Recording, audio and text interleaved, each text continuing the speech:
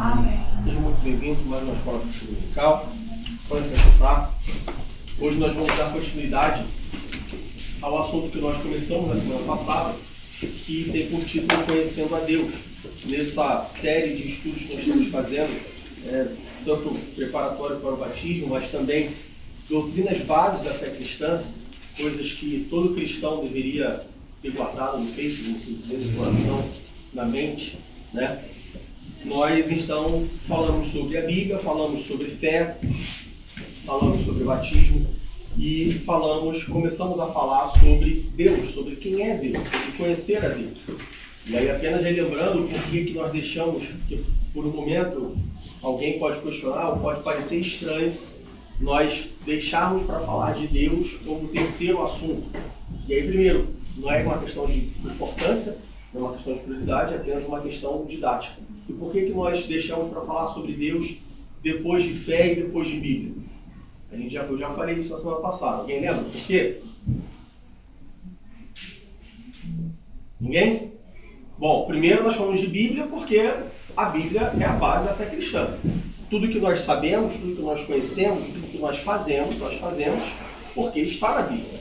Então, logo, a primeira coisa que eu preciso saber, ou preciso ter certeza no meu coração, é que a Bíblia é a palavra de Deus. Então, nossa primeira aula, a gente viu que a Bíblia ela é a palavra de Deus. E por que ela é a palavra de Deus? Como que a Bíblia é a palavra de Deus? Depois disso, nós falamos sobre fé. E por que nós falamos sobre fé antes de falar sobre Deus? Ninguém? Porque primeiro a gente precisa ter fé. Porque primeiro nós precisamos ter fé para depois conhecer a Deus.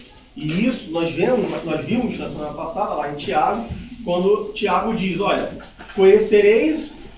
buscar conhecer a Deus, e Deus se tornará conhecido por vocês. Então, primeiro nós nos chegamos a Deus. E para eu chegar até Deus, para eu poder conhecer a Deus, eu tenho que ter fé. Porque sem fé é impossível agradar a Deus.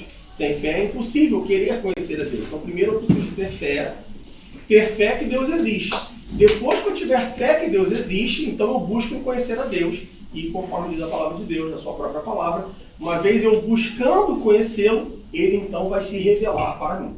Tá? Então, pode parecer errado essa forma de primeiro eu acreditar que algo existe, para depois eu ir conhecer esse algo no mundo, né, na nossa vida cotidiana. Primeiro nós sabemos que existe, depois eu vou atrás para conhecer. Na Bíblia, no relacionamento com Deus, primeiro eu preciso crer que Ele existe. Depois que eu crer que Ele existe, ou depois que eu tiver uma dúvida que Ele existe, por exemplo, aí sim agora eu busco um relacionamento. Então eu já ouvi diversos testemunhos de pessoas que eram ateus, e aí um dia eles ficaram com a dúvida, poxa, será que Deus existe? Bom, então você tem vamos dizer assim, uma fagulha de fé. Você pode não ter a fé, mas você tem uma fagulha de fé. Se há uma fagulha, então ali você tem um espaço para que haja esse conhecimento, ou que se inicie esse conhecimento sobre Deus. E aí nós começamos a falar sobre conhecer a Deus.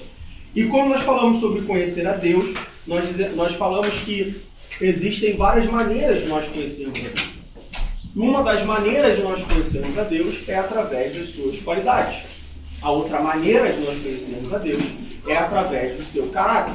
Ou seja, quando nós vamos para a Bíblia, quando nós vamos para a sua palavra, nós encontramos as qualidades de Deus e nós encontramos o caráter de Deus.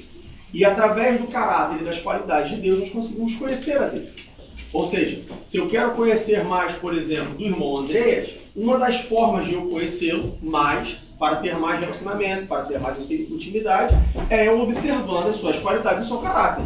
Não, o irmão Andrés não é uma pessoa trabalhadora, é uma pessoa honesta, é uma pessoa fiel, ele é uma pessoa alegre, ele é uma pessoa brincalhona. E aí eu começo a conhecê-lo, e porque eu começo a conhecê-lo, bom, se ele é uma pessoa alegre, brincalhona, trabalhadora, honesta, então eu quero ficar perto dele.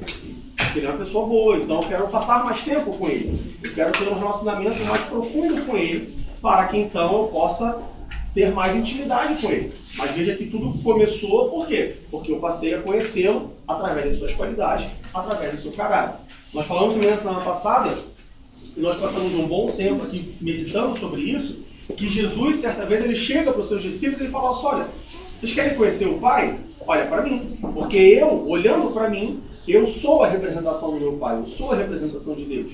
Né? Quando a gente fala, e aí a gente já começa a entrar no assunto da Trindade, que a gente vai brevemente falar hoje. E aí, eu imagino que os irmãos se lembram, porque até onde eu sei, ninguém aqui tem diagnóstico de Alzheimer. Então, eu acho que vocês se lembram. Ficou um dever de casa, quando a gente falou das qualidades de Deus. Por quê? Porque na Bíblia, nos tempos antigos, os nomes, eles revelavam partes do caráter ou da qualidade de alguém. Então, nos tempos bíblicos, por exemplo, ninguém era nomeado, ou ninguém colocava o nome no filho simplesmente porque aquele nome era bonito, porque achava aquele nome interessante, porque era uma tradição de família. Os nomes na Bíblia, eles têm um significado. E eles têm um significado porque eles de fato significam, eles de fato revelam partes do caráter ou da qualidade daquela pessoa que recebeu aquele nome. Com Deus não é diferente. E aí ficou o dever de casa. Quem lembra do dever de casa? Os nomes de Deus. Os nomes de Deus.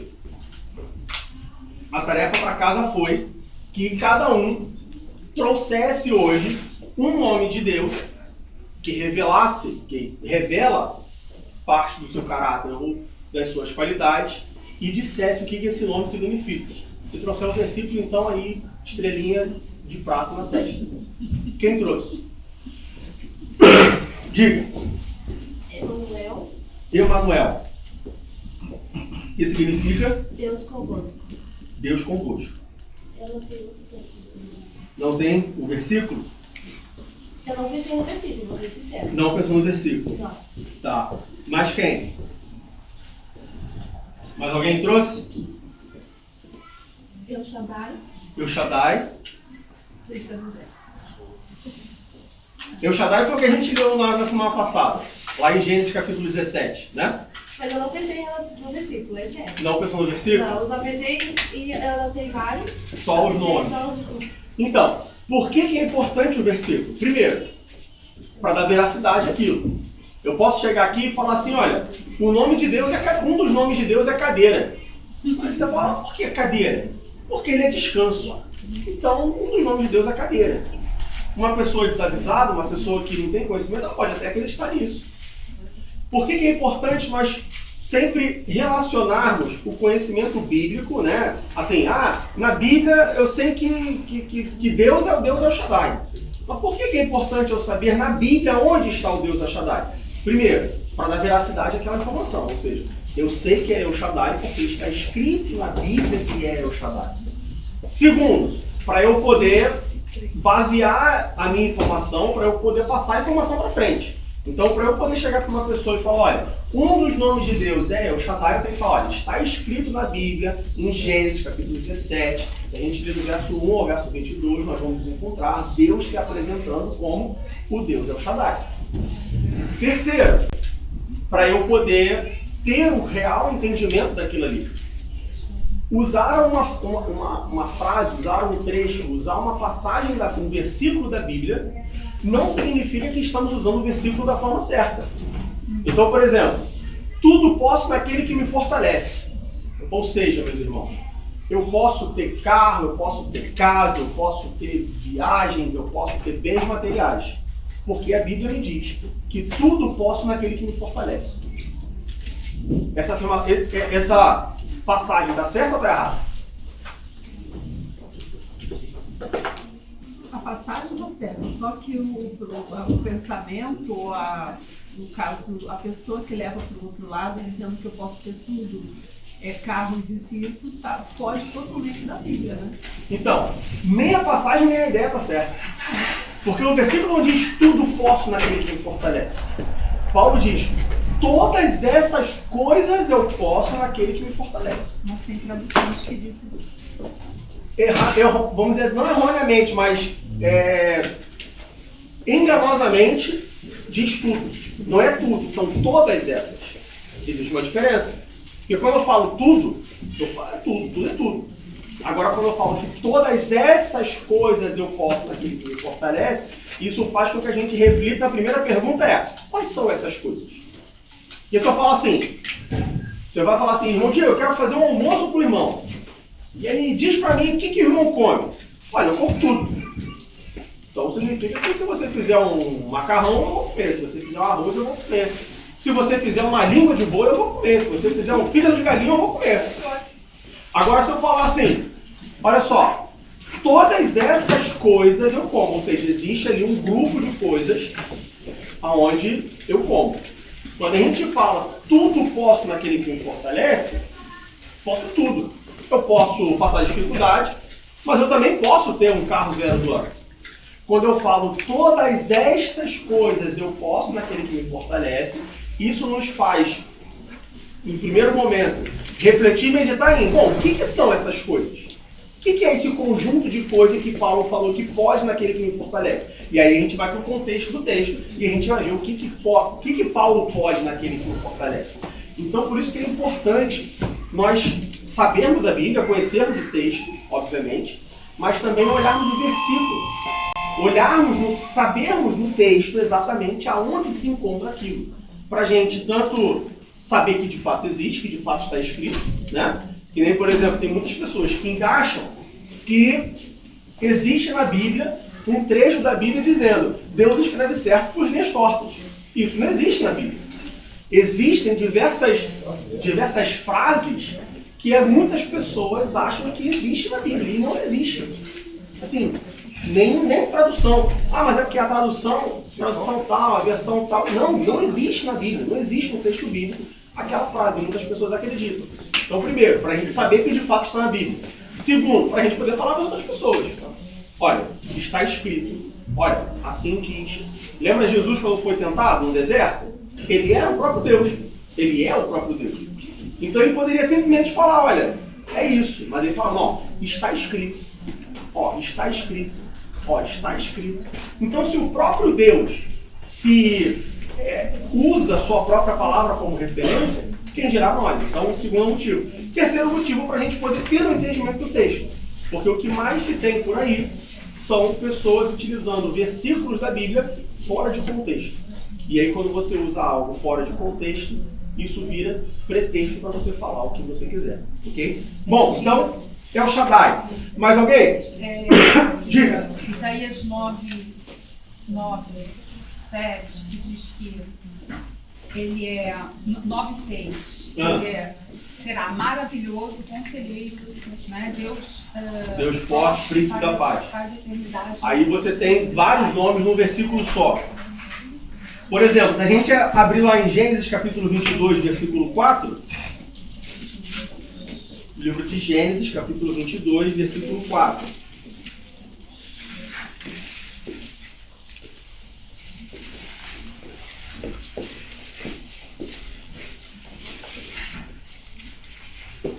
Versículo 14, perdão. Gênesis 22, versículo 14. Diz assim: e chamou Abraão o nome daquele lugar, o Senhor proverá. Eu digo, mas aonde está escrito o nome de Deus aqui? Aqui está escrito Senhor. Lembre-se que a gente está lendo uma tradução para o português. No original hebraico, Senhor proverá é Jeová Jireh. Senhor proverá. Jeová Jireh é um dos nomes de Deus. Ou Jireh é um dos nomes de Deus, né? Jeová Jireh, o Deus da provisão, o Deus que provê, o Deus que tudo nos dá. Quando a gente vai, por exemplo, para Jeremias capítulo 23, versículo 6. Jeremias capítulo 23, versículo 6.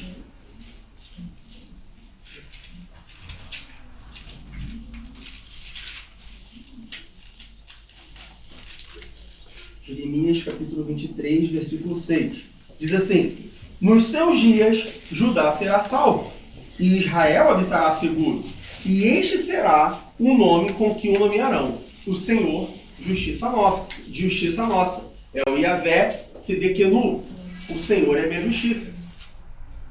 Veja, muitas pessoas servem a um Deus, mas não conhecem o seu Deus que serve. Por que você está dizendo isso, irmão Diego? Porque muitas pessoas servem a Deus, mas buscam justiça em outros lugares ou pessoas. Se eu sirvo a Deus e eu conheço o Deus que eu sirvo, eu deveria saber que o Senhor é minha justiça. Não o juiz, não o advogado, não a corte, não o pastor, não o amigo, não as pessoas. A minha justiça é Deus, que age com justiça, seja diretamente na minha vida ou através de uma corte, de um juiz, de um advogado, de um pastor, de alguém, do meu chefe. Mas a minha justiça é Deus. A minha justiça não é o meu chefe. A minha justiça é Deus. O Senhor é a minha justiça. Yahvé Tzidkenu. Se a gente for, por exemplo, para Juízes capítulo 6, versículo 24. Juízes capítulo 6, versículo 24. Juízes capítulo 6, versículo 24 diz assim: Então Gideão edificou ali um altar ao Senhor e lhe chamou Senhor é paz. Shalom. É o Shalom. Deus de paz. Mais uma vez, muitas pessoas servem a Deus, muitas pessoas seguem a Deus, muitas pessoas adoram a Deus, mas não conhecem Deus. Por que você está falando isso, irmão Diego? Porque Deus é o Deus de paz. Ou seja, se eu buscar paz em outros lugares, eu estou buscando paz num lugar que não vai me dar paz. É a mesma coisa que você falar assim, eu falo para você assim, você conhece um açougue bom para comprar carne? Você fala assim, não, conheço um açougue bom, muito bom. E aí você dá o endereço do açougue bom. Aí eu falo assim, mas você compra carne lá? Não, eu compro carne no mercado. Você não falou que tem um açougue bom para comprar carne? Falei. E a carne lá não é boa? É boa, a carne lá é boa. Aí por que você compra carne no mercado? Mais barato. Considerando que o preço é o mesmo, o quilo de carne é 5 euros no açougue bom e 5 euros no mercado. Que a carne é duvidosa, que a carne às vezes está estragada, que a carne não é boa. Aí por que você não compra no açougue então, se você está falando que lá é a carne boa? É a mesma coisa Deus. Se você conhece a Deus e você sabe que Deus é o El Shalom, é o Deus de paz. E aí aqui, se a gente for ver qual é a paz que Deus dá, a própria palavra diz que é a paz que excede todo entendimento. É a paz no meio da guerra, é a paz no meio do problema. Se você conhece a Deus e você sabe que o seu Deus é o Deus de paz, por que você busca paz em outros lugares? Por que você busca paz em, por exemplo, investimento financeiro? Por que você busca paz, por exemplo, na ausência de guerra? Por que você busca paz, por exemplo, fugindo de conflito? Então você está buscando a paz errada, ou para no lugar errado. Então veja a importância de nós conhecermos o nosso Deus. Mais um para a gente avançar. Né? Isaías capítulo 14, versículo 13. Isaías capítulo 14, versículo 13.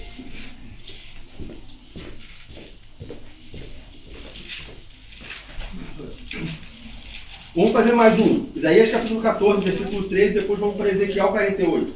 Isaías capítulo 14, versículo 13 diz: Subirei acima. Não. E tu dizias no teu coração: eu subirei ao céu acima das estrelas de Deus. Exaltarei o meu trono e no monte da congregação me assentarei na banda dos lados do norte. Aqui nós vemos Deus sendo revelado como o mais alto, o mais forte. Mas, Diego, o que quer ver o mais alto com o mais forte? Aí a gente precisa entender, por exemplo, o contexto histórico desse texto. O contexto histórico da Bíblia. Quando a gente volta lá para quando Isaías foi escrito, o profeta Isaías escreveu o seu livro, e a gente olha, por exemplo, como que as cidades eram construídas, o que era considerado uma cidade forte, e aí a gente precisa também, ter muita imaginação. Aqui na Alemanha a gente tem esse privilégio. Se a gente começar a visitar cidades antigas alemãs, a gente vai ver que, antigamente, uma cidade fortificada era uma cidade construída no alto. As cidades elas eram muradas e ficavam mais no alto. Então, quanto mais alto estava a cidade, mais fortificada a cidade era, mais forte ela era, mais protegida aquela cidade era. Então a gente vê, olha a importância de nós conhecermos contexto histórico, contexto cultural, geografia bíblica, para a gente poder entender a mensagem da palavra de Deus. Por fim, Ezequiel capítulo 48. Ezequiel capítulo 48. Ezequiel 48, 35. Quando a gente abre Ezequiel capítulo 48, versículo 35, nós conhecemos uma parte de Deus, nós conhecemos um lado de Deus muito importante nos dias de hoje. Veja, Nós vivemos num momento, nós vivemos num período que cada vez mais as pessoas estão cada vez mais solitárias, se sentindo solitárias, deprimidas, solitárias, pessoas que se sentem abandonadas, inclusive dentro da igreja. Só que quando a gente vai para Ezequiel capítulo 48, versículo 35, diz assim: 18 mil medidas em redor, e o nome da cidade desde aquele dia será: o Senhor está ali, Yahvé Shammah, o Deus presente. O Deus que nós servimos, uma das características dele, uma das qualidades dele é sempre presente. Não existe um momento, não existe uma situação, não existe um dia, uma hora, um segundo, um local aonde Deus não esteja presente. Ele é o onipresente. Ele está em todos os lugares. E ele está em todos os lugares, não só em todos os templos, em todas as igrejas. Ah, claro, meu irmão, você está falando isso porque aqui, né, são 10h27 da manhã, um domingo, e certamente, se a gente for para Portugal, agora, 9h27 em Portugal, vai ter alguma igreja, com uma escola bíblica, com um culto, Deus vai estar lá presente. Se a gente for para o Brasil, agora são 5 horas, 5h27 da manhã. Eu diria que, talvez não grande chance, mas existe a chance que no Brasil, agora tem alguma igreja lá, com alguém fazendo talvez um trabalho de oração. Muitas igrejas têm um trabalho de oração logo no início pela manhã, e Deus está presente lá também. Não é só isso. Deus está presente não só nos lugares, mas nas pessoas. Ou seja, quando eu acho que eu estou sozinho, mas eu não estou sozinho. Porque o Deus que eu sirvo, um dos nomes dele é Jeová Shammah, o Deus presente. O Deus sempre presente. O Deus que em todas as situações está comigo. Então veja, é incoerente, vamos assim dizer, pode ser natural por conta do pecado, mas é incoerente um crente fiel, alguém que realmente conhece a Deus, se sentir sozinho, se sentir abandonado. Pode acontecer? Pode acontecer. A gente vê isso com homens de Deus, profetas, que se sentiram sozinhos, deprimidos. Mas a gente vê que, olha, talvez seja uma indicação que eu não conheça bem o Deus que eu sirvo.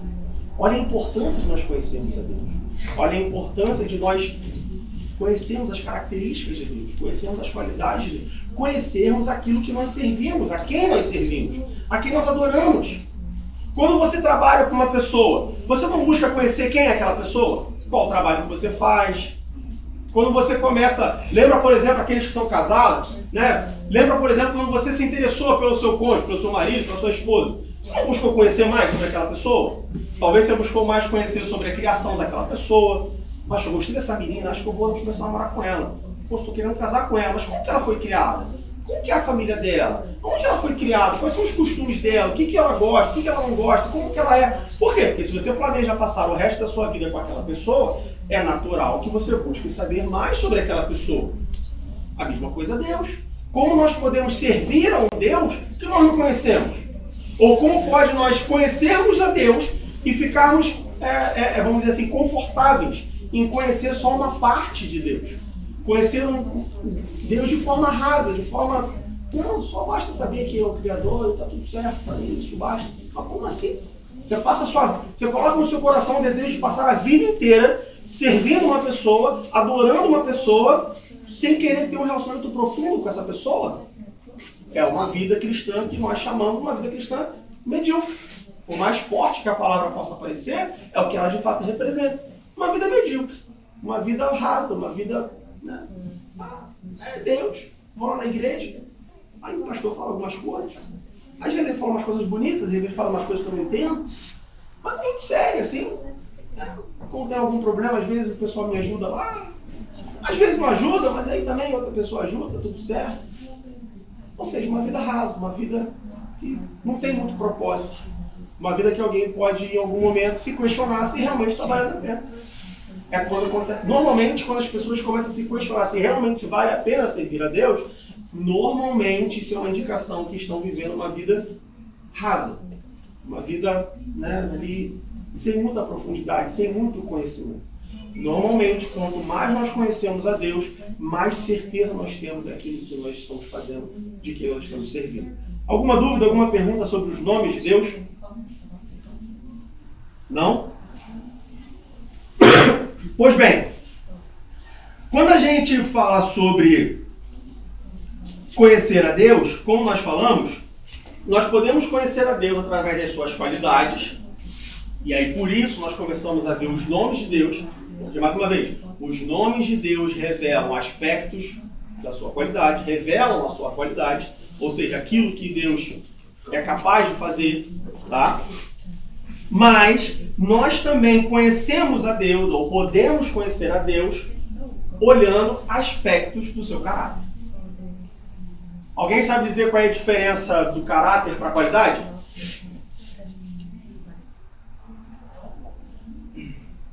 Não só de Deus, uma pessoa.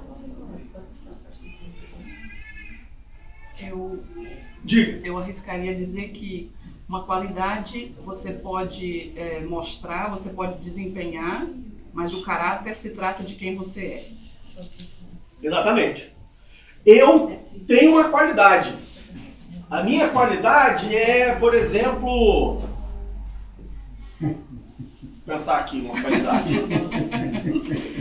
Olha, a minha qualidade é saber mexer em computador. É uma qualidade. Eu tenho uma qualidade ali que, né, sei mexer em alguma coisa e tal, não sei o quê. Mas, por exemplo, eu não tenho uma qualidade, que é cozinhar. Não sei cozinhar. Mal e porcamente eu faço ovo mexido. Mas cozinhar não é uma qualidade que eu tenho.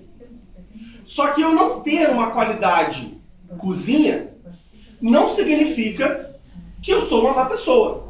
Significa que eu não tenho uma qualidade. Pessoas têm qualidades diferentes. Agora, o caráter aí é quem eu sou. Ou seja, se uma pessoa é uma pessoa honesta, isso é uma qualidade do seu caráter. Uma qualidade que é uma coisa boa, né? Mas é um aspecto do seu caráter. Faz parte do caráter daquela pessoa ser uma pessoa honesta. Se você tem uma pessoa, por exemplo, que é infiel, isso não é uma qualidade dela, ou um defeito dela. Bom, é um defeito no sentido que é uma parte negativa, um aspecto negativo do seu caráter. É uma pessoa infiel, uma pessoa mentirosa, é um caráter, é um desvio de caráter. Quando a gente fala sobre Deus, nós conhecemos a Deus, podemos conhecer a Deus através das suas qualidades, ou seja, aquilo que Ele pode fazer, aquilo que Ele consegue fazer, aquilo que Ele faz, mas nós também podemos conhecer a Deus olhando na Bíblia aspectos do seu caráter, ou seja, quem Ele é. E aí vai um ponto importante para nós meditarmos. Ainda mais hoje, que o culto é sobre adoração. Nós conhecemos a Deus através do seu caráter e das suas qualidades. Mas eu não quero ser exclusivo, mas nós precisamos refletir e ter no nosso coração o porquê que nós adoramos a Deus. Eu adoro pelo que Ele pode fazer ou adoro Ele pelo que Ele é? Por que isso é importante? Porque quando eu adoro a Deus pelo que Ele pode fazer, em algum momento a minha fé pode ser abalada, a minha adoração pode ser abalada. Porque em algum momento pode existir uma oportunidade ou pode existir uma situação que eu saiba que Deus pode fazer, mas Ele não faça. Por exemplo, uma cura. Se eu adoro a Deus somente porque Ele pode curar, e no momento que chegar uma doença e Ele não curar, a minha fé pode ser abalada. Porque eu posso falar para mim assim, poxa, mas eu sempre adorei Ele porque Ele pode curar. E aí agora, depois de 50 anos de adoração, no momento que eu preciso que Ele cure, assim como Ele curou um monte de gente, e Ele não cura, então eu não quero mais adorar Ele. Agora, se eu adoro a Ele pelo que Ele é, Deus, Ele é eterno. Então, se eu adoro a Ele porque Ele é, eu sempre vou ter motivos para adorar a Deus, porque eu adoro pelo que Ele é, não pelo que Ele faz. Entenderam a diferença? Nós devemos adorar a Deus pelo que Ele é, não pelo que Ele faz. Não pelo que Ele representa. Eu adoro a Deus porque ele me representa. Não, mas como assim? Pelo que Ele representa, não faz muito sentido. Nós devemos adorar a Deus pelo que Ele é. E claro, louvamos a Deus pelo que Ele faz, adoramos a Deus também pelo que Ele faz. Mas se o motivo da minha adoração, o motivo primário da minha adoração, em primeiro lugar eu adorar a Deus pelo que Ele é, eu nunca vou ser frustrado. Porque Ele nunca vai deixar de ser. Ele é eterno. A Bíblia diz, a própria palavra de Deus diz que ele é eterno, diz que ele não muda. Ele fala, olha, eu sou o alfa e o ômega, o princípio e o fim. Ou seja, ele é o início e o fim, ele não muda. Ele é o mesmo. Ele passou a existir o mesmo, que ele não nasceu, ele sempre existiu, ele é eterno. A diferença entre eternidade e imortalidade é que imortalidade tem um início, mas não tem um fim. Eternidade sempre teve início e sempre teve fim. Deus, ele não muda. Por isso nós devemos buscar adorar a Deus pelo que ele é, não pelo que ele faz. Porque em algum momento ele pode não fazer. E é bem provável que em algum momento ele não faça.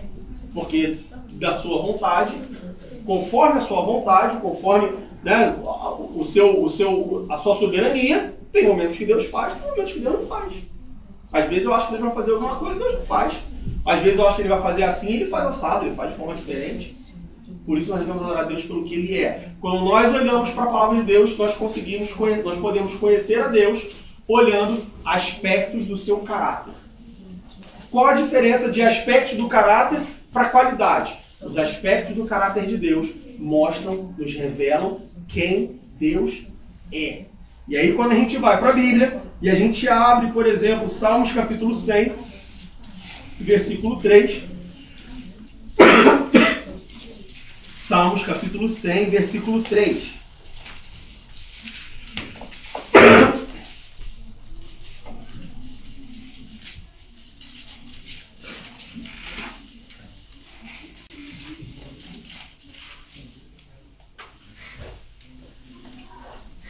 Perdão, Salmos 103, versículo 16. 103, 16.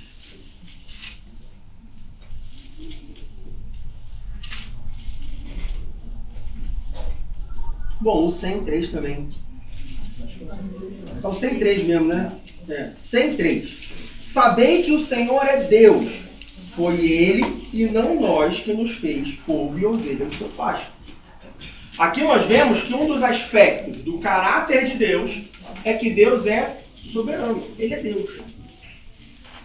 E aqui, o Senhor é Deus, não Deus de divindade, uma divindade normal. Porque Ele é o Deus, porque é o Deus. É igual o Mercúrio, é igual o Marte, é igual o Júpiter, né? É igual o Zeus, é igual o Shiva, é igual o Osíris. Não. O Senhor, Ele é Deus. O Senhor, o Deus que nós servimos, um dos aspectos do seu caráter é que Ele é soberano. Quer você queira ou não. Quer você aceite ou não. Ele é soberano. Todas as coisas foram criadas por Ele, para Ele. Todas as coisas servem a Ele.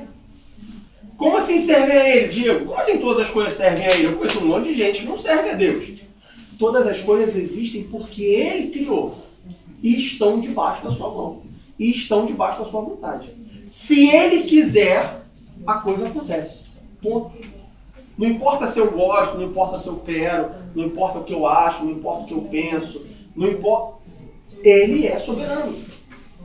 Tudo que acontece, não só no mundo, mas fora do mundo, tudo que acontece no universo, tudo que acontece na criação, acontece porque Ele quis que acontecesse. Ou não acontece porque Ele não quis que acontecesse. Mas tudo passa pela aprovação, vamos dizer assim, de Deus. Por quê? Porque Ele é soberano. A gente consegue ter uma ideia, claro, uma ideia bem pequenininha, um exemplo talvez um pouco mais lúdico, como, por exemplo, vamos dizer assim, na sua casa, na sua família. Eu sou o chefe da família. Então, claro, não tudo, mas de maneira geral, todas as coisas que acontecem na minha casa, eu como chefe da família, porque de alguma forma eu quis que acontecesse aquilo ali. Por que o sofá é preto? Não, o sofá é preto porque eu quis que o sofá fosse preto. Não, por que hoje, né, a dona de casa lá, a pessoa que cozinha, chegou em casa, qual é o almoço? O almoço hoje é macarrão. Mas por que é macarrão? Macarrão porque eu quis que fosse macarrão. Não, mas é porque só tem macarrão em casa. Não, mas só tem macarrão em casa porque eu não fui no mercado comprar hoje. Porque se eu quisesse comer arroz, eu teria ido no mercado. A gente está falando de uma situação hipotética, uma comparação lúdica para a gente entender a soberania de Deus. Tá? Ou, por exemplo, numa empresa, né, o dono da empresa, as coisas funcionam normalmente, de maneira geral, da forma que o dono da empresa quer. Por quê? Porque na empresa ele é soberano. Quando existe, por exemplo, investidores, quando existe, por exemplo, um quadro associativo, quando existe, por exemplo, um grupo de pessoas gerindo, aí você não tem mais um soberano. Aí você tem, né, uma democracia, você tem um grupo de pessoas que juntas tomam uma decisão. Em relação ao universo, em relação a tudo que existe, só existe um soberano. Deus. Ele é soberano. Todas as coisas acontecem ou deixam de acontecer porque Deus quis. E aí uma das perguntas que surgem muitas das vezes em conversas, né, principalmente com pessoas que não creem em Deus, infelizmente, até mesmo com pessoas que creem em Deus, mas que não conhecem a Deus. Veja, é diferente, eu crer e eu conhecer. Eu posso crer em Deus, mas sem conhecer a Deus. Eu só creio em Ele. Eu sei que Ele existe. Mas isso não me dá o direito, ou não significa que eu conheço Ele. Por exemplo, eu sei que o rei da Inglaterra existe. Rei Charles está lá. Se eu for lá em Londres, ele vai estar lá. Bom, imagina que ele esteja lá. Mas eu conheço o rei da Inglaterra? Não, mas eu sei que ele existe. É possível conhecer a Deus. É possível crer em Deus sem conhecer a Deus. E aí uma das questões que surgem é, bom, se Deus é soberano e tudo que acontece na sua criação, ou seja, no universo, não só no mundo, não no planeta Terra, em Marte, na Lua, em Júpiter, na Via Láctea, na outra galáxia, se tudo que acontece está debaixo da vontade de Deus, por que então crianças têm, por exemplo, leucemia? Por que então que acidentes, catástrofes acontecem? Por que aconteceu então um terremoto e morreram não sei quantas pessoas? Se todas as coisas acontecem pela aprovação de Deus, debaixo da vontade de Deus, por que acontece coisa ruim então, se Deus é bom? Já se perguntaram isso?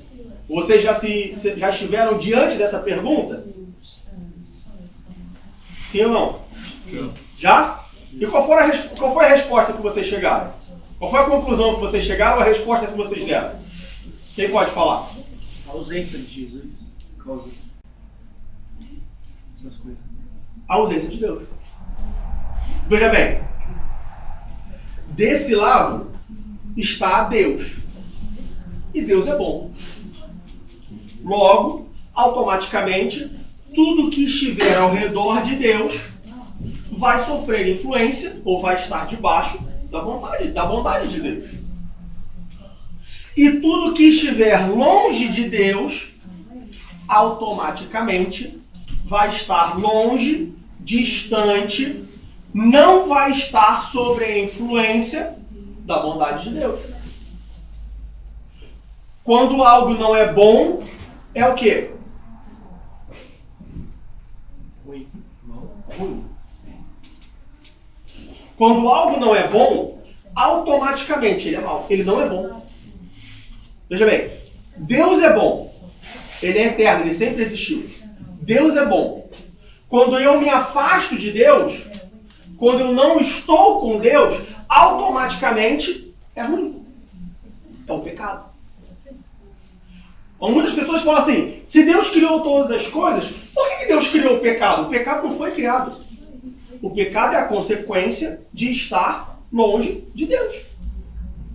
Quando que o pecado entrou no mundo? No primeiro, no segundo, no terceiro, no quarto, no quinto ou no sexto dia? Bom, vamos lá. Em quantos dias o mundo foi criado?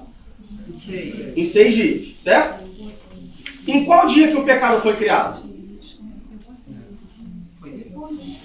Foi depois? Então o pecado não foi criado. Como que o pecado surgiu então? Com a desobediência. Mas, vamos enrolar essa história aí. Quando a Eva e Adão desobedeceram uma ordem de Deus, né? O Senhor, Deus desobedeceram e aconteceu o que quando eles obedeceram? Aí, tem uma palavrinha aí que vai ser uma palavrinha mágica diante de tudo isso que a gente está falando. Conhecimento? Não. Tentação. Não. Seus olhos abriram. Também não. Se afastaram de Deus. Se afastaram de Deus. Quando que o pecado surgiu? O pecado surgiu quando o homem se afastou de Deus. Deus chegou no jardim, como ele fazia todos os dias, no final do dia, e ele não viu Adão, e ele falou assim, Adão, onde você está? Quando o homem se escondeu de Deus, quando o homem se afastou de Deus, em consequência do pecado, obviamente, né? A desobediência do homem fez com que o homem se afastasse de Deus. Aí está o pecado. Pecado não é errar o alvo? Importa se você erra o alvo por 1, por 10, por 100 ou por 1000? É assim que funciona? Olha, errou o alvo, mas foi por 10. Olha, errou o alvo, mas foi... Não. Errar o alvo é errar o alvo. Existe um alvo. Ou você acerta, ou você erra. Não importa se você... É por isso que não existe pecadinho e pecadão. Pecado é pecado. Existem consequências do pecado. Imagina, por exemplo, uma competição de arco e flecha. Você tem um alvo. Quem acertar o alvo vai vencer a competição. Certo? Quem errar o alvo por 10 vai ficar em segundo lugar, talvez. Quem errar por 100 vai ficar em terceiro, em quarto, em quinto, em sexto, em sétimo, em oitavo, em 10º, 20º, 30º, 50º. Mas errar o alvo é errar o alvo. Então, a pergunta de por que Deus criou o mal, por que Deus criou o pecado, não existe. Porque o pecado, ele é automaticamente criado quando o homem se afasta de Deus. O mal existe porque não há Deus. Porque se houvesse Deus, seria bom, porque Deus é bom. O ódio existe porque não há Deus, porque Deus é amor. Então, se Deus ele é amor, aonde estiver Deus, vai ter amor. Se Deus ele é bom, aonde estiver Deus, vai ter bondade. Aí você fala assim, tá, eu entendi, muito boa a sua explicação, assim, perfeita, respondeu as perguntas. Mas então, se onde há Deus, se Deus é soberano e ele é bom, e aonde há Deus existe bondade, por que mesmo onde há Deus existe maldade?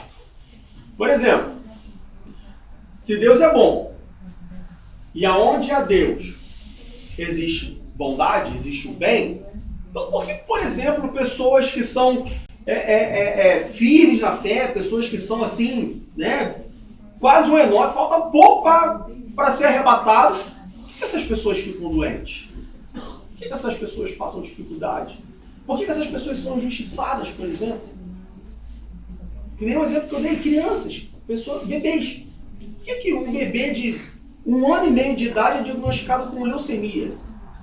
Por que né, um bebê que acabou de nascer precisa fazer uma cirurgia? Coisas que humanamente não... Porque você, né, 50 anos, 60 anos e tal, não, mas a pessoa já foi assim, já foi assada. A gente entende na nossa pecaminosidade, na nossa humanidade, a gente tende a relacionar algumas coisas. Então, assim, você ouve dizer que uma pessoa de 65 está com câncer, poxa, é triste, mas também, o que essa pessoa fez, né? Normalmente surge essa pergunta. Mas também fumou a vida inteira, agora está com câncer, é normal. Mas fez isso também. Mas uma criança, um bebê, 2 meses de idade, por que acontece disso? Se Deus é bom, se essa criança é inocente, por conta do pecado. Por que o pecado? Porque o homem, uma vez se afastou do mundo, a sua palavra diz que toda a natureza geme, toda a criação foi afetada. Se afastou de Deus. Porque um homem, uma vez se afastou de Deus, toda a criação agora geme, até que ela seja restabelecida no fim dos tempos. Quando tudo voltar a ser como era, quando tudo voltar a ser da forma como foi criado, aí sim, aí zera. Aí zera tudo, ou volta ao estado inicial, ao estado original, e aí agora você não tem mais o mal. Inclusive, essa é a promessa que a Bíblia diz. Seremos semelhantes a Ele. Por que nossos corpos serão transformados no arrebatamento? Por que nós seremos semelhantes a Ele? Porque a gente vai voltar a ser o que a gente era para ser. A gente vai voltar a ser da forma que nós fomos criados para ser. O mundo vai voltar a ser da forma que o mundo foi criado para ser. Nada do que existe hoje foi criado dessa forma. Nada. A mais bela rosa do jardim, ela não foi criada dessa forma. Ah, como que ela foi criada então, Diego? Não sei.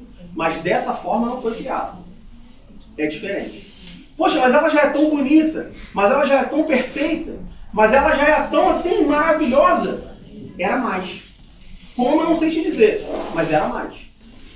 Poxa, mas o cachorro ele é tão dócil, ele é tão amigo, ele é tão bonitinho, mas ele é fofo demais. Era diferente.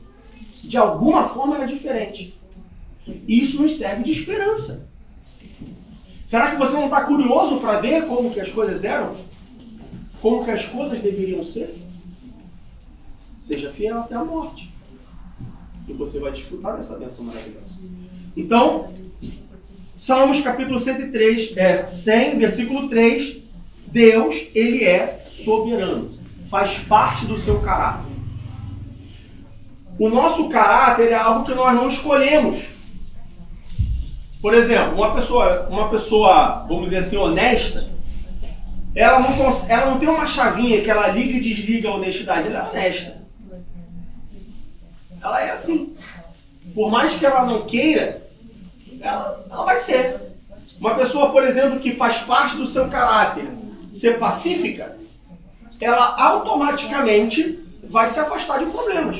Ainda que ela queira, às vezes a pessoa é pacífica e ela fala assim, não, olha só, agora eu vou lá e eu vou descer o barraco, eu vou bater, eu vou quebrar tudo, porque... E aí quando ela chega na hora, ela fala assim, vamos deixar pra lá, né? Já aconteceu. Assim, poxa, mas há 2 minutos atrás você estava dizendo que você ia virar o mundo de cabeça para baixo. O que aconteceu? É o caráter dela. Por mais que ela queira, de maneira geral, é quem ela é. Isso não pode ligar e desligar.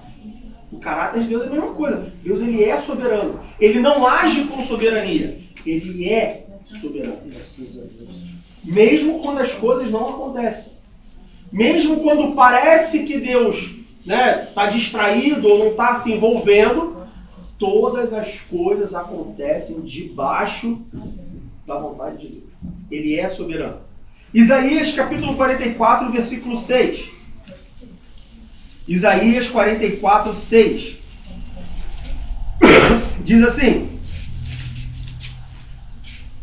assim diz o Senhor, Rei de Israel e seu Redentor, o Senhor dos Exércitos: eu sou o primeiro e eu sou o último, e fora de mim não há Deus.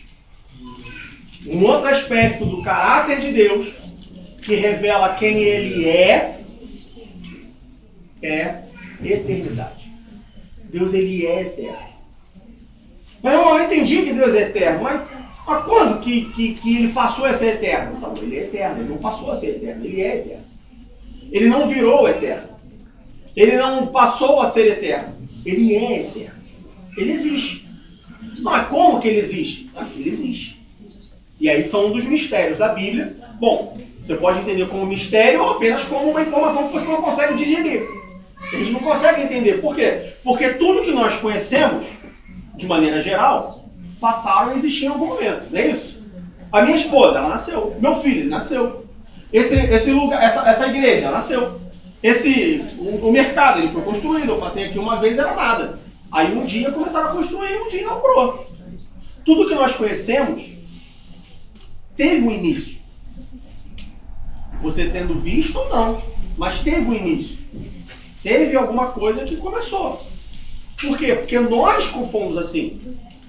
Teve um momento que Deus, a Trindade, se reuniu e falou assim: façamos o homem, a nossa imagem e semelhança.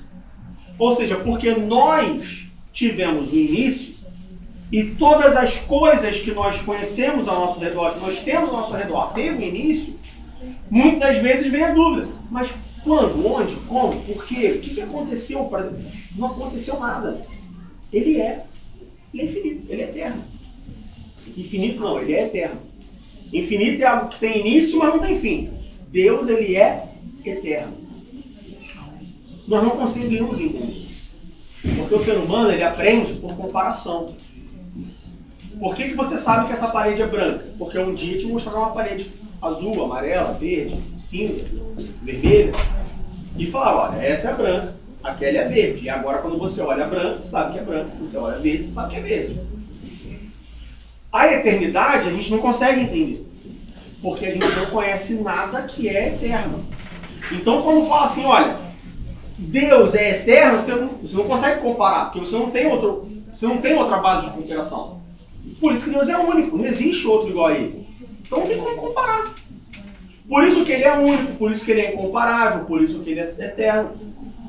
Você não consegue comparar, Ele é único, não existe outro igual. Se eu chegar para você e falar assim, olha, eu faço aqui inventar um nome aqui.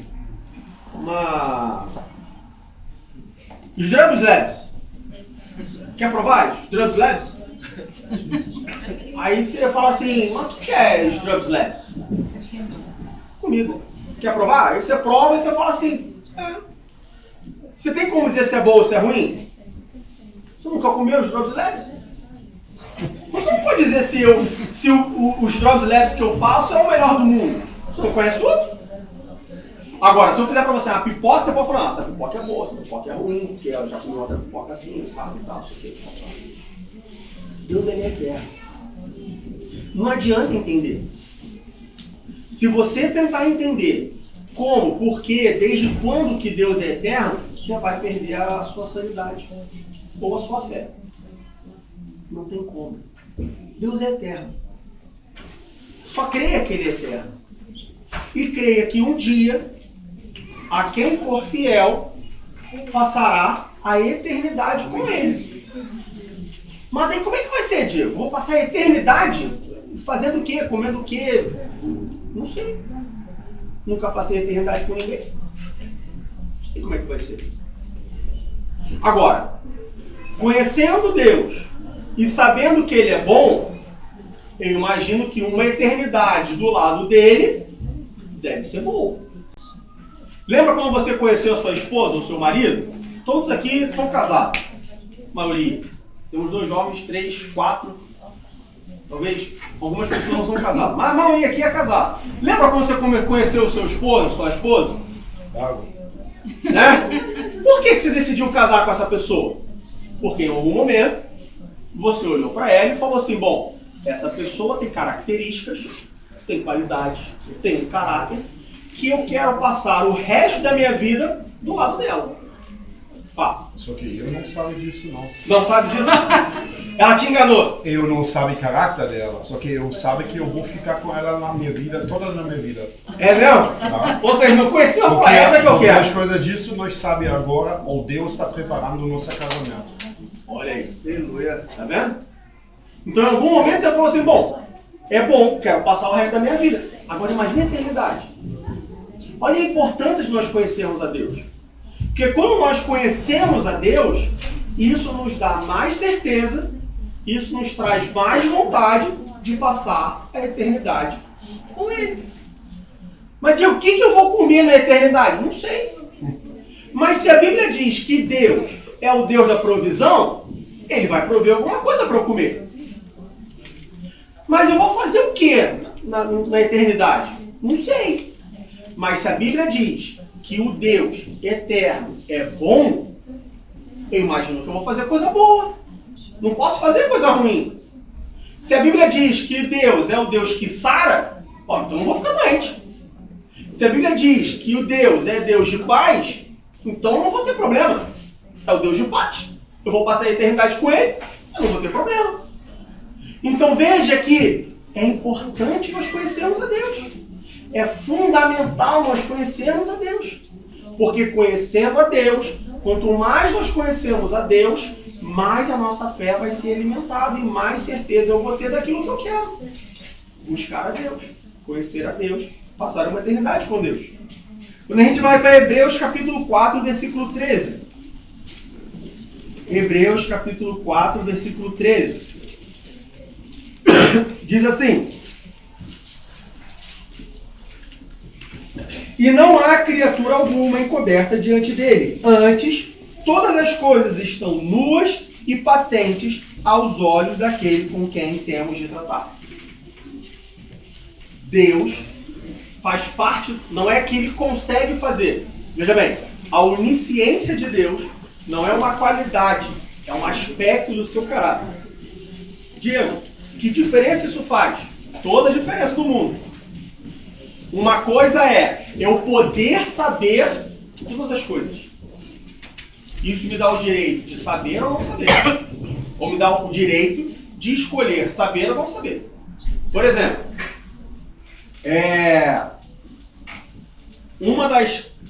dos aspectos do caráter de Deus é a justiça.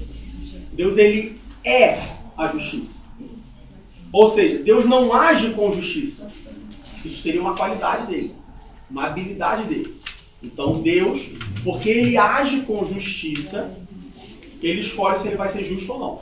Então você pega um juiz, por exemplo, sei lá, pensa no juiz mais justo do mundo. É uma pessoa, né? Você pega Salomão, por exemplo, a pessoa mais sábia do mundo, que já existiu. Paulo nos diz que não vai existir outro mais sábio que Salomão.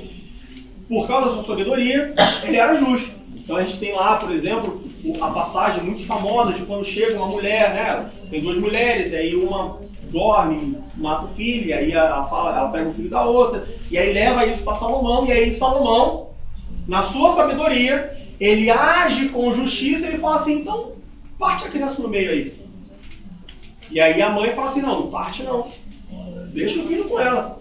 Eu prefiro ver o meu filho com outra mãe do que morto. E aí Salomão fala assim, opa, o filho é dela, entrega o filho para ela. Salomão, ele agiu com justiça. Uma pessoa que age com justiça, ela pode agir com justiça ou não. Uma pessoa que age com bondade, com amor, ela pode agir assim ou não.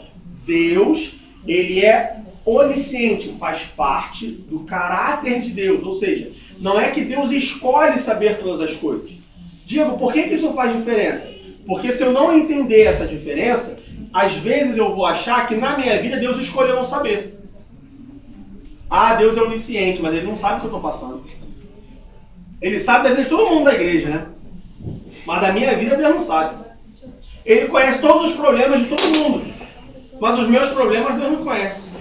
As minhas dificuldades Deus não sabe o que eu estou passando. Nem Deus sabe o que eu estou passando. Já ouviram essa frase? E aí, meu irmão, como é que tá a vida? Ih, rapaz, tô passando um perrengue aí, uma dificuldade, nem Deus sabe o que eu estou passando. Talvez essa pessoa ache que uma das qualidades de Deus é a onisciência. Ah, não, a onisciência é o seu caráter. Deus, ele é onisciente. Não existe a possibilidade de Deus não saber alguma coisa. Não existe essa possibilidade. Deus sabe de todas as coisas. Hebreus capítulo 4, versículo 13 diz que não há criatura alguma encoberta diante dele. E aí aqui não é, então Deus conhece todas as criaturas. Então quer dizer que Deus não conhece algumas coisas, só as criaturas. Outras coisas, não. Aqui é uma figura de linguagem para toda a criatura, porque toda a criação. Se Deus criou todas as coisas, então todas as coisas são conhecidas por Deus. Antes, todas as coisas estão nuas, ou seja, descobertas. Não existe nada no meio. Todas as coisas estão descobertas. Não existe nada que Deus não conheça. Deus conhece todas as coisas. Porque faz parte do seu caráter, de quem ele é. Ele não tem a opção de escolher conhecer ou não. Não existe uma situação, não existe algo que Deus não conheça. Pode parecer para nós que Deus não conhece. E por que isso? Mais uma vez, você conhece alguém que é onisciente? Você conhece alguém? Você pode conhecer alguém que consegue saber todas as coisas, ou quase todas as coisas. Mas alguém que é onisciente você não conhece.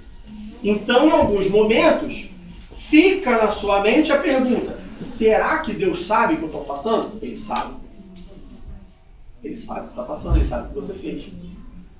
Ele sabe aquilo que mais ninguém sabe.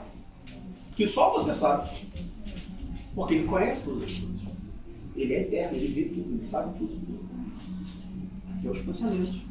A Bíblia diz que ele sonda os corações. E sonda aqui é uma palavra que no hebraico significa virar do avesso. Quando você vira algo do avesso, você mostra aquilo que mais ninguém vê.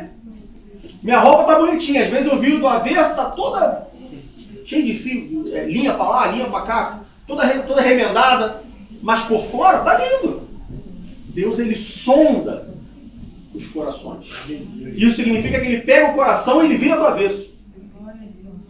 Tudo que está escondido, ele expõe para fora. Glória a Deus. Tudo que está encoberto, agora está revelado.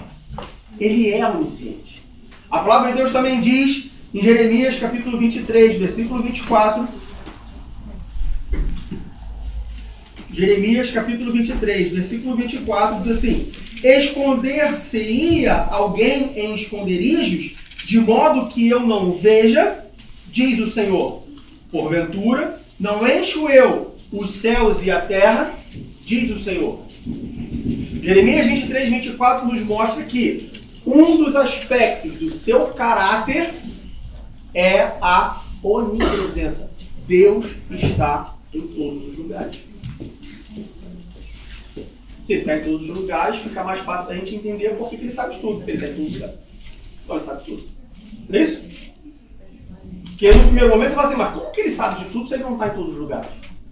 Agora que a gente sabe que ele também é onipresente, aí a gente já começa...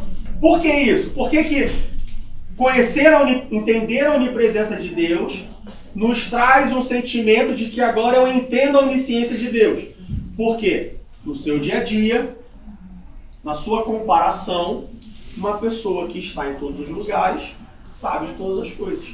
Uma pessoa que vem para a igreja todas as vezes que tem um culto, ela sabe provavelmente muito mais da vida da igreja do que você, que ela está aqui em todos os cultos. Então ela sabe quem está vindo, quem não está vindo, ela sabe que o assunto está sendo tratado, ela está sendo... o pastor falou isso porque naquele dia o pastor falou não sei o quê. Então, se a pessoa que não vem no culto, ela pode chegar e falar, por que está acontecendo isso aí? Por que está agradecendo pelo local novo? Como assim? Porque ela não vem na igreja. Porque ela não está no dia a dia, então ela não sabe as dificuldades que a gente enfrentava com um local pequeno. Então ela não vai entender a alegria que nós temos de estar num local grande. Ela não participou das dificuldades. Então, quando a gente entende a onipresença, fica um pouco mais claro a onisciência de Deus. Mas, Hebreus capítulo 1, versículo 3, ou ainda, Hebreus capítulo 1, versículo 3, nos diz: o qual, sendo o esplendor, o resplendor da sua glória e a expressa imagem da sua pessoa, e sustentando todas as coisas pela palavra do seu poder, havendo feito por si mesmo a purificação dos nossos pecados, assentou-se à destra da majestade nas alturas. Se a gente for ainda para Filipenses capítulo 3, versículos 20 e 21. Filipenses capítulo 3, versículos 20 e 21. Diz assim: mas a nossa cidade está nos céus, nós também esperamos o Salvador, o Senhor Jesus Cristo, que transformará o nosso corpo abatido para ser conforme o seu corpo glorioso, segundo o seu eficaz poder de sujeitar também a si todas as coisas. Diego, não estou entendendo. Você leu esses versículos aí falando de Jesus, que pode fazer isso, que pode fazer aquilo, mas como que ele pode salvar? Quem é ele? Quem é Jesus na fila do pão que ele pode salvar? Ele pode transformar. Mas por que ele pode? Vamos lá para Gênesis capítulo 1, versículo 1. Gênesis capítulo 1, versículo 1.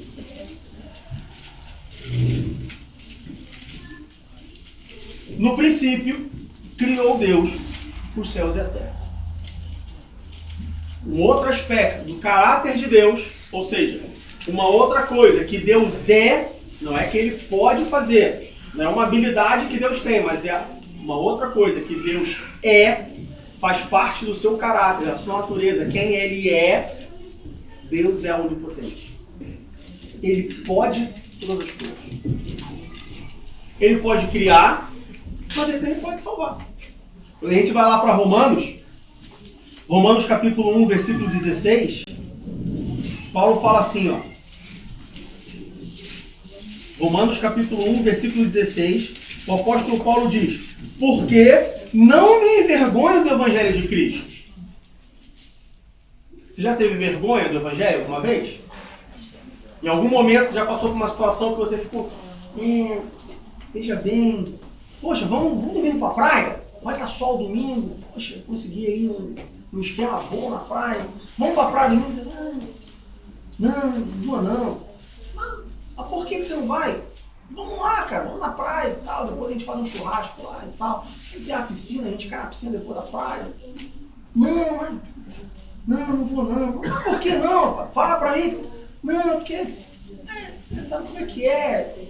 Porque é domingo, aí tem outras coisas pra fazer. Que coisa tem que fazer, rapaz? Domingo. Você não trabalha, você trabalha domingo? Não trabalho. Tua mulher trabalha domingo? Não. Tuas crianças trabalham domingo? Não, então vamos pra praia. Não, mas é que domingo é que domingo vamos pra igreja. Vai pra onde? Vamos pra igreja domingo. Pra igreja, mas não vai pra igreja todo domingo? Vou. Então esse domingo tu vai pra praia. Não, é que domingo, né? Pessoa com vergonha. Paulo ele fala assim: não me envergonha do evangelho. Mas você já se perguntou por que Paulo não se envergonha do evangelho? Que às vezes eu posso não me envergonhar do evangelho porque eu sou uma pessoa, por exemplo, extrovertida. Porque eu sou uma pessoa teimosa. Tem pessoas que não sentem vergonha porque elas são teimosas. E porque eu sou teimoso, eu falo assim: eu não posso me envergonhar porque eu sou teimoso. Que agora eu vou até o fim. Eu sei que está errado, não estou falando do evangelho específico, estou falando de uma situação onde a pessoa não se envergonha. Por quê? Porque ela fala assim: eu sei que está errado, eu sei que vai dar ruim, eu sei que não está certo, mas não vou voltar atrás. Eu vou até o final. Você já se perguntou por que Paulo não se envergonhava do evangelho? Paulo responde. Porque ele fala assim: não me envergonho do evangelho. Por quê? Porque o evangelho de Cristo é o poder de Deus para a salvação de todo aquele que crê. Primeiro o judeu, também o grego. Isso não significa que Deus só pode salvar o judeu ou o grego. Aqui nós temos a ideia de plenitude. Judeu e grego, que eram os povos conhecidos naquela época. Não os povos conhecidos, mas quando Paulo escreve que aos romanos, você tinha basicamente um mundo ali, de certa forma, dividido, ou a igreja dividida entre judeus e gregos. Paulo não se envergonhava do evangelho porque ele sabia que o evangelho de Cristo era o poder para a salvação. Se a gente pudesse adicionar palavras na Bíblia, a gente poderia assim: não me envergonhe do evangelho de Cristo, pois é o único poder para a salvação. Alguém mais pode salvar você? Você pode se salvar? O pastor pode te salvar? O máximo que ele pode fazer é orar por mim. Me dar apoio, me dar suporte, me dar conselhos. Mas me salvar? Não tem como. Poxa, mas eu faço a comida gostosa pro pastor todo domingo. Mas eu encho o pastor de presente, mas o carro que ele tem fui eu que deu. Fui eu que dei. Mas a casa que ele mora, presente meu. Mas ele não pode te salvar. Só quem tem poder para salvar é Deus. Por quê? Aleluia. Porque ele é onipotente. Ele pode todas as coisas. Às vezes ele não faz, mas ele pode. Mas eu conheço alguém que estava com uma dor de cabeça e não foi curado. Poder, pode. Ele pode não fazer, mas ele pode. Deus não fazer não significa que ele não pode. Tem coisa que eu não faço. Eu não posso. O pastor foi lá em casa, furar teto para pendurar a luz. O que ele foi?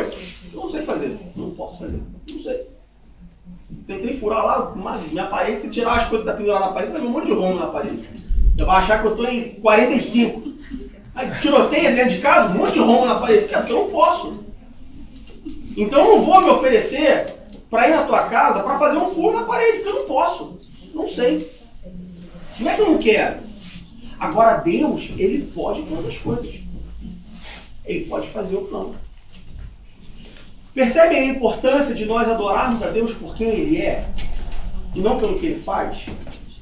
Se eu adorar a Deus porque ele faz as coisas que eu não posso fazer, e quando ele não fizer? talvez a minha fé vai ser abalada. Agora, se eu adoro a Deus pelo que Ele é, eu não adoro a Deus porque Ele faz coisas impossíveis. Eu adoro a Deus porque Ele pode fazer. Mas se Ele fizer, Ele fez. Se Ele não fizer, Ele não fez também. Aí você está adorando do jeito certo, porque você adora pelo que Ele é, não pelo que Ele pode, não pelo que Ele faz. Alguma dúvida, alguma pergunta? Números capítulo 23. Números capítulo 23, versículo 19.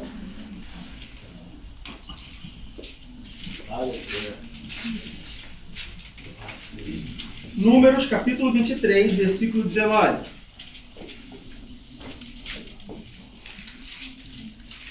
Diz assim: Deus não é homem para que minta, nem filho de um homem para que se arrependa. Aqui a gente tem uma figura de linguagem, né? Então quer dizer que o filho mente, mas o neto, né? Porque ele não é homem, o filho do homem, então quer dizer que... Não, aqui é, né, uma figura. Deus não é homem para que minta, nem filho de homem para que se arrependa. Porventura, diria ele e não o faria? Ou falaria e não o confirmaria? E aqui, apesar de ter a mentira, né, o arrependimento, a mensagem principal aqui é que Deus não muda. Porque uma pessoa que se arrepende é uma pessoa que mudou, não é? Falei assim, meus irmãos, olha, o próximo domingo é ceia, eu queria falar para os irmãos que eu e minha família estamos muito gratos pelas bênçãos de Deus na nossa vida. Então, semana que vem a gente vai fazer, eu vou, né, oferecer para a igreja um churrasco. Então, já quero avisar para os irmãos que todos venham, convite, é extensivo a todos os seus familiares, seus amigos. Então, vamos lotar esse lugar, porque eu vou oferecer para a igreja um churrasco. E aí a gente vai ter aqui picanha, né, entrecote, alcatra, todo tipo de carne. E não precisa se preocupar com nada, vocês não precisam trazer nada. Só a presença de vocês vai alegrar muito o meu coração. Amém? Todo mundo louva a Deus e tal. Então, confie na sua presença, por favor, com o pastor, que eu preciso preparar e tal. Amém, beleza. A gente chega na quarta-feira, o pastor chegava e falava: Diego, ó, o pessoal confirmou aí, vão vir 150 pessoas confirmadas. Eu falo assim: 150 pessoas? Se eu fizer a conta de 300 gramas de carne por pessoa, crente então, aí tem que aumentar um pouquinho mais, 500 gramas por pessoa. Rapaz, 150 pessoas vai dar. Como eu botei? Não, cancelar o churrasco. Eu achei que iam vir 60. Vão vir 150? Não, cancela o churrasco. Inventa a desculpa aí, pastor. Inventa a desculpa. Vai me dar dor de barriga domingo, eu não vou ir. Dá um jeito. Por quê? Porque eu me arrependi. Eu falei alguma coisa, mas algo aconteceu nesse meio tempo que fez com que eu me arrependesse. Ou seja, eu mudei. Num dia, eu queria expressar a minha alegria, a minha gratidão a Deus, fazendo um churrasco para todo mundo. Mas algo aconteceu nesse meio tempo que fez com que eu mudasse. Deus, ele não muda. Eu mudo, você muda. Certamente, se você olhar para trás na sua vida, provavelmente você vai encontrar mudanças. Personalidade, caráter, né?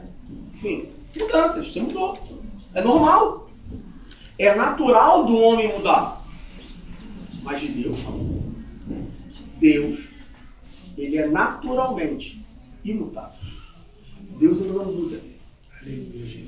Deus é o mesmo ontem, hoje e será para sempre. Aleluia. Agora, tem um ponto de atenção. Porque você fala assim, quando a gente fala sobre isso na igreja, normalmente você ouve logo um glória a Deus, aleluia, porque Deus não muda, meu irmão. Porque o Deus que abençoou Abraão, Isaac e Jacó, ele também te abençoa. Porque o Deus que livrou o povo do Egito, ele também te livra. Porque o Deus que ressuscitou Lázaro, ele também ressuscita as coisas na tua vida. Porque o Deus que curou a mulher com 12 anos, meu irmão, fluxo de sangue. Você está orando há quanto tempo? 6? Ora mais 6 que Deus vai te curar. Porque Deus não muda. Deus não muda. Mas o Deus que fulminou que matou Ananias e Safira porque mentiram para os discípulos também não muda. Mas o Deus que destruiu Sodoma e Gomorra por causa do pecado também não muda. Matou o povo no Deus- deserto da idolatria. Por causa da idolatria, o Deus que livrou do exército, do Egito, matou a pessoa. Ó, o Deus que livrou o povo do Egito, matou, não que ele matou, não, mas deixou com que eles morressem no Egito. E não foram para a terra prometida. Porque a palavra de Deus diz que a geração que saiu do Egito não entrou em Canaã. Por quê? Perdoa aqui. Deus não muda. Tem dois lados, não é? Deus não muda para continuar fazendo as coisas que ele pode fazer ou que ele já fez, mas Deus também não muda. E ele continua santo e requerendo dos seus servos a santidade que lhe é devida. Deus não muda. Nem para me favorecer, e também não muda para trazer sobre a minha vida consequências dos meus atos. Ele não muda. Deus destruiu uma cidade por conta do seu pecado. Deus acabou com o mundo por conta do pecado. Essa semana eu li um post que eles escavaram, acho que uma rocha, o topo do Everest, que é o ponto mais alto da Terra, e encontraram lá fósseis que dão a ideia de que o topo, o pico do Everest, em algum momento da história do mundo, esteve debaixo d'água. Dilúvio. Deus não muda. Ah, mas Deus falou que nunca mais destruiria a terra. Ele nunca mais destruiria a sua criação. Mas consequência do pecado, continua acontecendo. Não vai ser lá, num outro dilúvio. Mas Deus não destruir o mundo com um dilúvio não significa que agora ele tolera o pecado. Deus ele não muda. Faz parte do seu caráter. Para a gente continuar, existem outros aspectos de Deus, do caráter de Deus, que revelam o seu relacionamento conosco. Então, por exemplo, Deus, além dele ser onisciente, onipresente, imutável, eterno, soberano, que são aspectos do seu caráter dele com ele mesmo, existem aspectos do seu caráter, ou seja, coisas que mostram quem Deus é, mas que são mais direcionadas, ou que nós podemos aproveitar mesmo, são mais tangíveis. Porque Deus sabe todas as coisas, tá? Mas ele não fala para mim o número da Mega Sena. Copa do Mundo tá chegando e Deus não fala para mim quem vai ser campeão. Então como que Deus sabe todas as coisas? Então existem aspectos do caráter divino que são mais direcionados ou são mais tangíveis, que são aspectos que podem ser experimentados por nós, ou seja, revelam ou fazem parte, são vistos, são experienciados no nosso relacionamento com Ele. Quando nós temos um relacionamento com Deus, nós conseguimos de forma mais tangível, de forma mais prática, experienciar isso, que é Deus, Ele é amor. Deus amoroso. Deus que ama.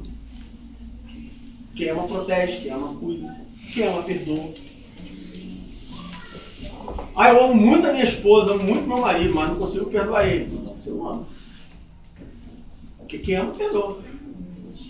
Quem ama protege. Quem ama corrige.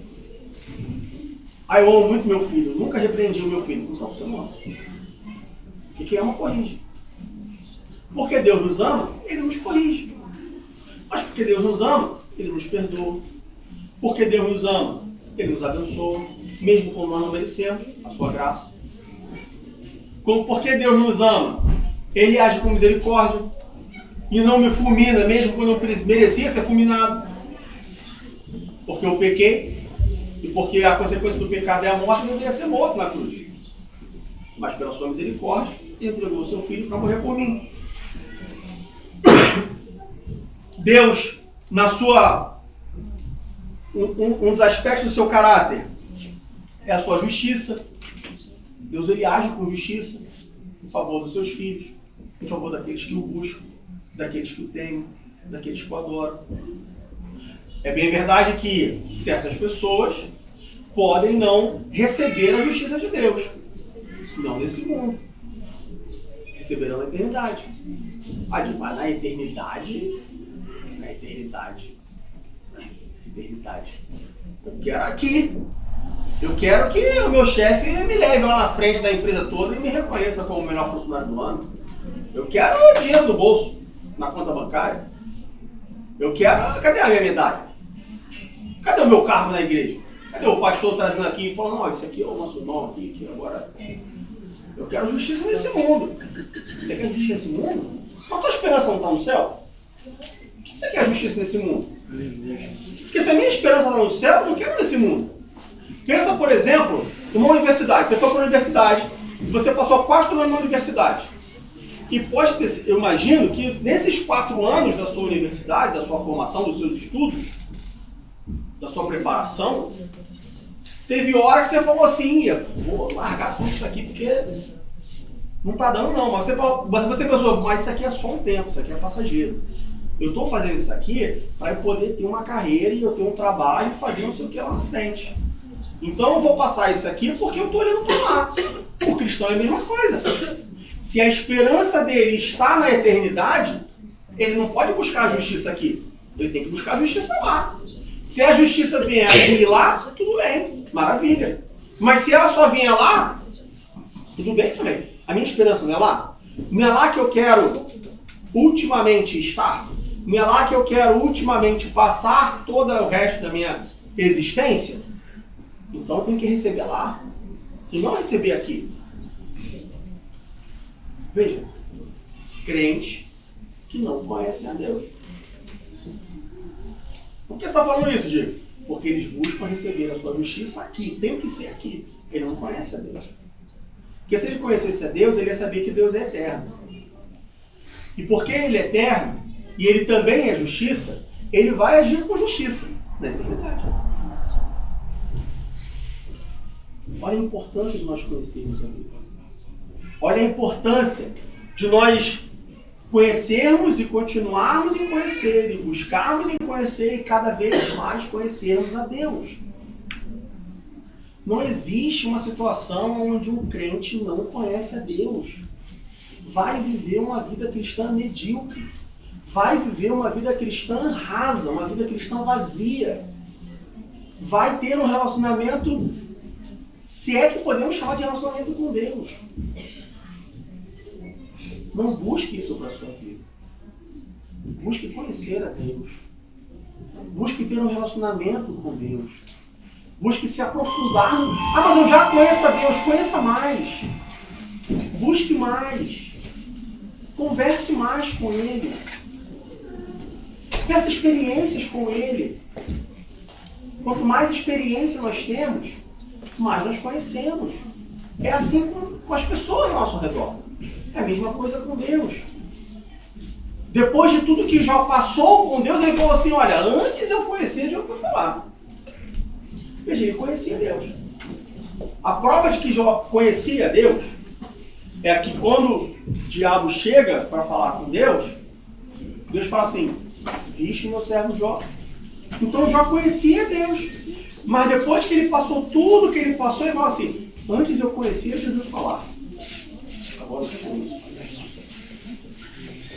Poxa, mas eu tenho que passar tudo que Jó passou? Ele deixou de ter o conhecimento teórico de Deus para ter um conhecimento real com Deus. Busque isso para a sua vida e você vai ver que o seu relacionamento com Deus vai mudar. A sua vida cristã vai mudar. A sua adoração vai mudar. Você vai ser muito mais consciente em quem você crê, em por que você crê e do para que você crê. Alguma dúvida? Alguma pergunta? Ninguém? Então vamos ficar de pé para nós orarmos e encerrarmos nossa escola bíblica dominical. E aí nós teremos um breve intervalo para começar o nosso culto. Senhor, nosso Deus e Pai amado, obrigado, Senhor, por mais esse momento, mais essa oportunidade. Nós podemos estar aqui aprendendo a Tua palavra. Pai, nós vimos